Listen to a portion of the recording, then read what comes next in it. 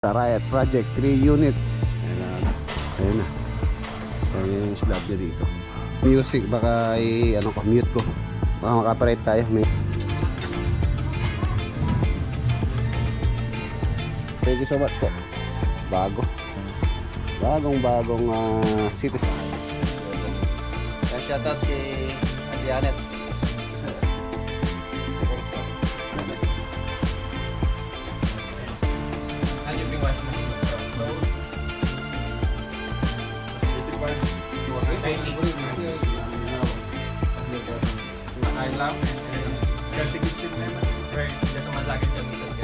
Tapos nyo kaya ngayon yung magsani? Bakit? Masyadong nakaka-alarma na. Or 2.0 pala yan. Nasa 1.2 isa nyan. Dito sa may mga kuryente. Okay, okay lang yan. Ayan.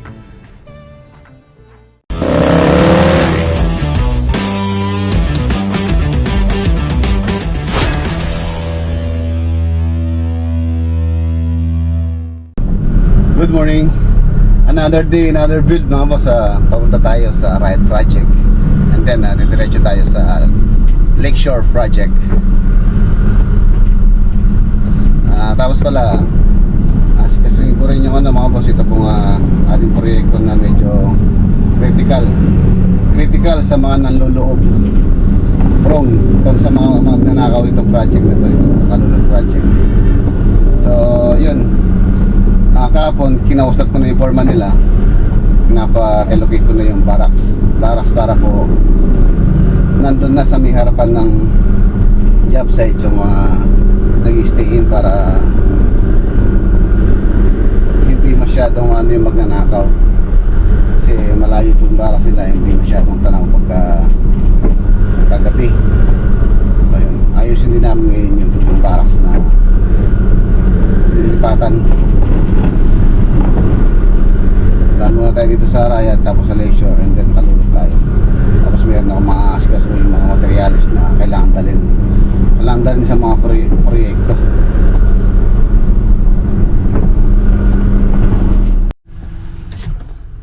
Yun o, mataas na.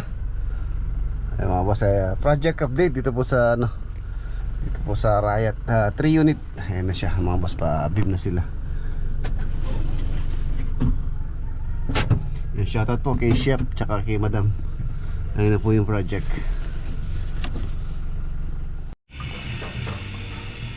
Ayan na mga boss, sa Riot Project 3 unit. Ayan, beam na sila dito. Tapos ito yung sa owner. Ito po sa owner, ano po yan, slab or buhos. Tapos itong mga unit, bale yung buhos lang nito isa yun lang pong balcony. Ito sa may harapan. And then yung sa loob niya, steel frame, tapos piston board. And tapos ano din namin mga boss, itatiles din po yan. Tulad ng ginawa namin sa may Tarlac, sa may San Sebastian. So alas ganito rin po yung yung design nitong tatlo na to. Pero yung sa may owner, ito buhos. Yan, inuulit ko lang.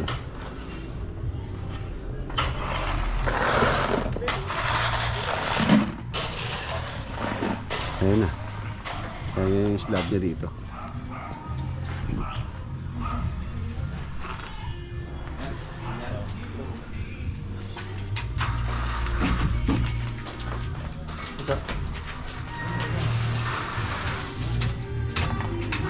May music, baka ano ko, mute ko. Baka makaparate tayo. May nagwi-music dito sa kabila. Ayun na yung mga water line. Ayun na po yung plumbing. So nakabang na lahat. Ayun yung kanyang ventilation. And every unit po meron ganyan. Meron pong ventilation. Inaayos na yung mga catch basin.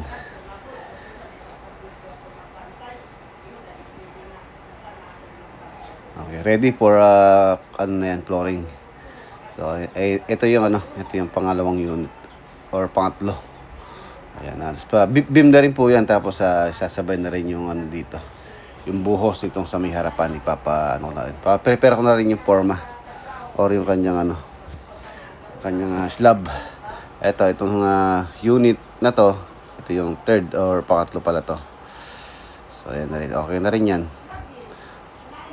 Ayan, nakaabang na rin yung dapat iabang. Ito yung sa owner mga boss. Ayan po yung kanyang toilet and bath dito sa ibaba.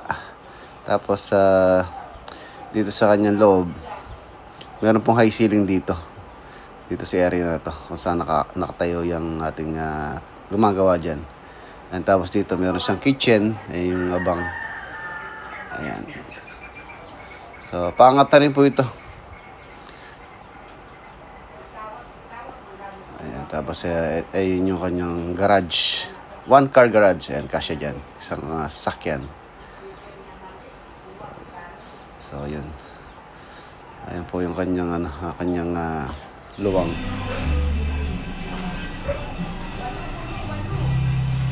So alos nasa 2.8 meters yata yung kanyang dyan, pinaka high ceiling. Tapos sa taas bedroom, tapos balcony. Ito yung location kung saan yung lababo o yung kitchen. Tapos meron siyang bay window or eye window dyan sa kanyang kitchen area.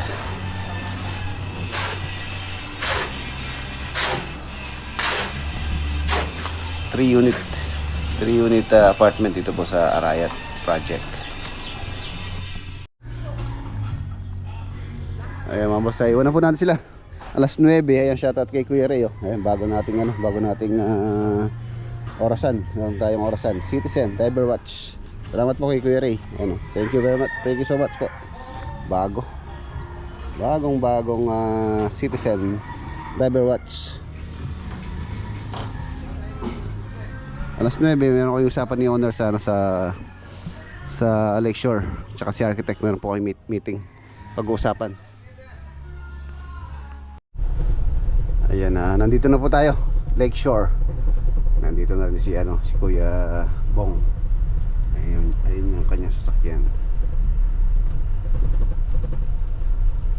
Okay.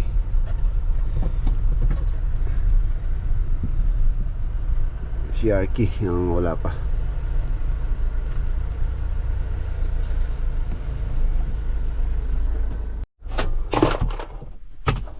Okay.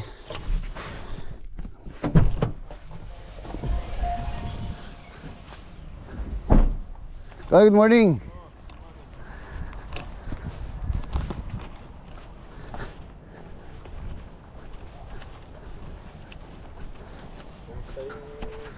Kamusta ba siya? Okay mo po. Papunta na rin po ni architect. Ay mga boss, si Kuya Bong. Siya po yung owner nitong ginagawa natin yung bahay. Kuya Bong. Ayan, shoutout kay Ate Anet. Shoutout din po, Bong. Hello, Net. Ating training site. Kumusta? Pero tatlo na pa ito. Oo, inasno ko po, Ate Anet. Alin eh? Nagbatan yung binatok na Yung malapay na. ay mga boss, nagdala po siyang merienda. Yung pancit. Shopping siya, sir. Oh, mag-sobrang. Sobrang. Ang daming toppings, oh.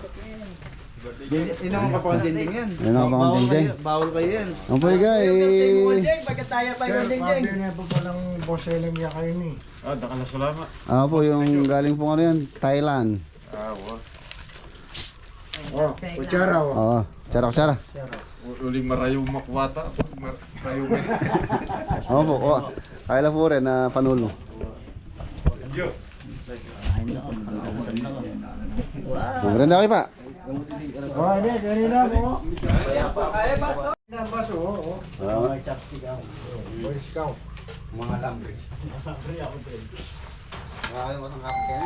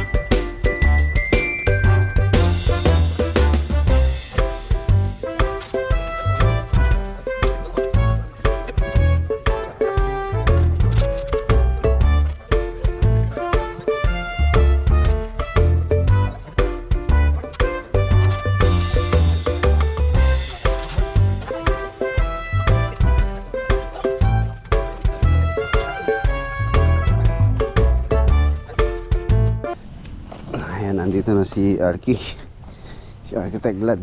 Meron kaming pag-uusapan about dito sa plan. Tapos ibigay ko itong binigay ni Kuya Ray. Mas lalo po kita okay na kasi ano bang O, buyang man yan. Buyang man. pwede pong buo. Oo, maka-frame. Okay yan po. Ayan po pa Ang galalam, at least sa atin yung... May hollow block sa... sa... hollow block. Pwede po. At least atin yung shade. O, maka-shade yan nga po Oo, kanta. yung aldo. Kaya yan po linwat, pwede lang po retag yan kaya, setback, ano po babala. Oo. Alam mo nga lupita kayo na, hindi siya na po nila. Makapakot kaya mga yan. Oo, diretso yan. Yan, baka nita, yung aldo atin yung Oo. kay. At saka, God bless. At Rivera yun. At saka, yung problema kasi yan po, itang bumural, itang pamaglili. Itang stain na ning Water stain. Acid rain. Nakasakit na yun. Bigyan ni Kuya Ray. Thank you. Ang popay ning burigo Left mag-horizontal yan. Yung kaya kitchen po yun eh. Yung kitchen. Ali, dirty kitchen. Opo, dirty kitchen pa. Oo. Ini, burigo mag-vertical yan. Potang ka, Sulatan tanong kayo, hindi kayo. No, sige, note mo na lang. Ay, hindi po. Ayan na, yung time na yan mga boss, pinag-uusapan po namin yung mga changes sa plan. Ayan, kung hindi nyo po yung nagtatanong, si Kuya Bong, ito pong owner ng ginagawa nating bahay dito sa Lakeshore. Isa din po siyang engineer or ihinyero. Ayan, kaya nakakaintindi po siya sa plano. So pinag-uusapan po namin yung mga changes na gusto nila sa plano. So ayan.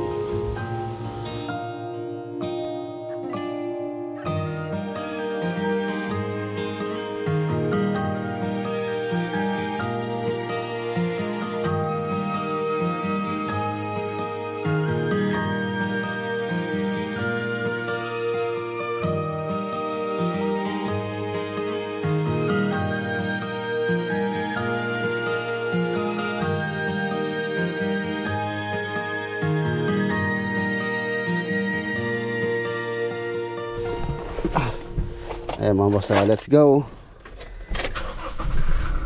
Magyaya po mag-lunch si Kuya Bong dito sa restaurant dito sa may Walang mga saklot. Petron, Lakeshore. Sabi ko sa kanya na tama siya ng hinala. Tara, sa ano tayo, Kalulot. Sabi, hindi na niya hinintay pa ang paliwanag ko at kaagad niya akong pinalaya sa apartment niya. Ilang beses kong tinawagan si Anaya para makapag-usap kami ng maayos. Pero Ayan mga boss, nandito na tayo sa Kalulot. Ayan, pinag-iba ko na po yung barracks nila dito. Pero dito wala naman silang babantayan dyan.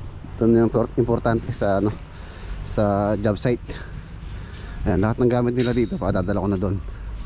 Para at least doon po may tao sa may harapan, tapos palalagyan natin ang ilaw. Yung sani ho. Matatapos nyo kaya ngayon yung mga sani? Bagay, okay na no? Tapos yung mga gamit natin, toolbox, dalhin nyo dun ha.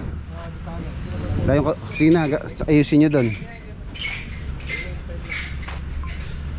Tapos magdadagdag pa ako ng tatlong CCTV. Yung ko na lang pagka pinasukan pa kami para po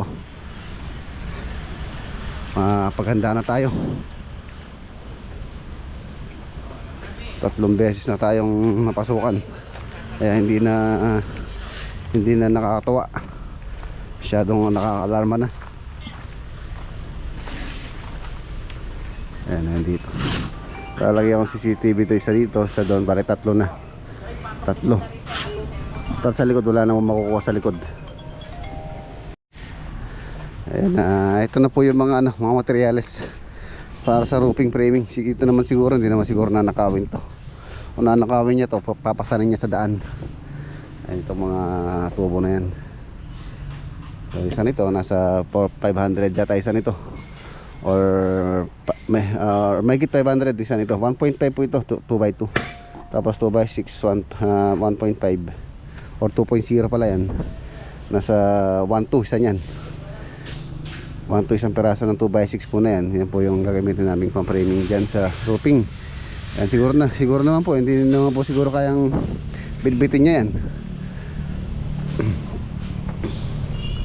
Ayusin ko lang yung mga camera kapon na dinala dito, kaya lang hindi nakapagdala ng memory card si Mrs. So hindi rin nakabit kapon. Ngayon ayusin natin. Tsaka ilaw, maglalagay din ako ng ilaw para maliwanag dito pagkagabi. Kailangan natin secure.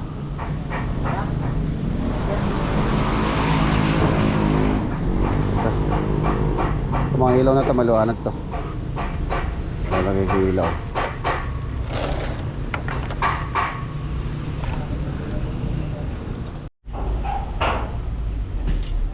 Ayan, dito muna sila magbabaraks. Ayan mga boss, tapos yung CCTV. Tapos yung isa.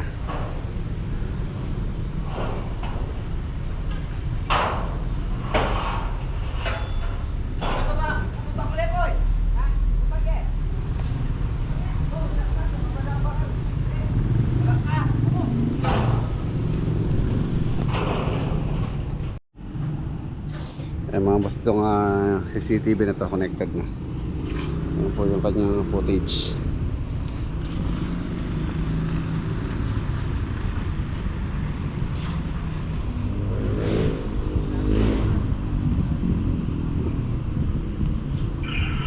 Meron ding audio yan.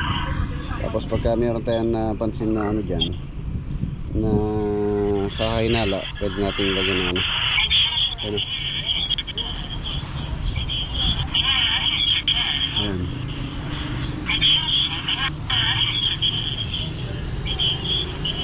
Tapos meron pang isa ron. Meron pang isa ron.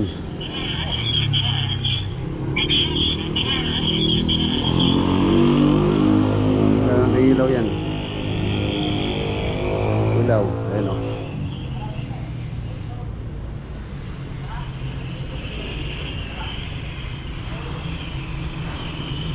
Pwede natin ipailawin pagkagabi.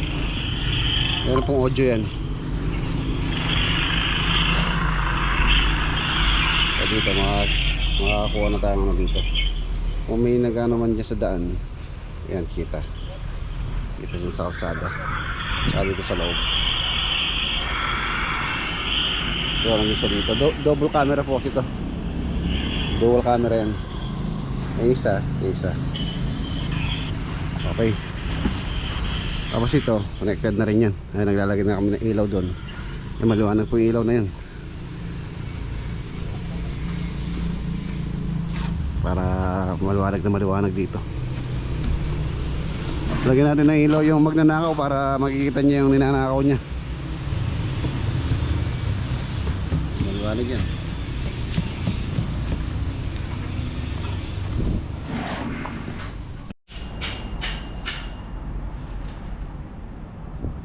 Ilaw. Ito meron na ito na yun. Asin din ako. Maliwanag na po yan pagkagabi. Kitang-kita na nung magnanakaw yung kukunin niya. CCTV. Focus natin dito sa may mga kuryente. Sige, okay lang yan. Mas maganda yung mga katingala para maliwanag. Siyam na.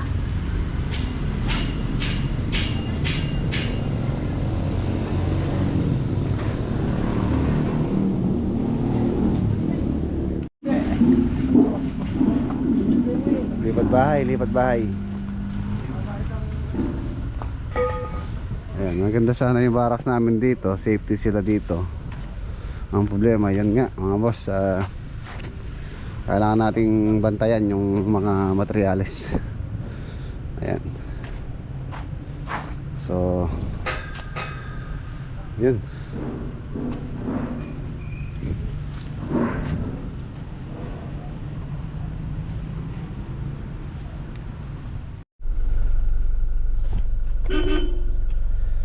Ayan mga boss, iwan na po natin sila. Okay na. So meron na tayong dito. Ang tawag dito. Nalagay na tayo ng CCTV. A few moments later. Ayan mga boss, nandito na tayo sa bahay. Inaano ko lang, tinitingnan ko lang tong CCTV kung malinaw. Ayan, malinaw po siya. Napakaliwanag na sa site. So yun, maliwanag na sila doon ngayon.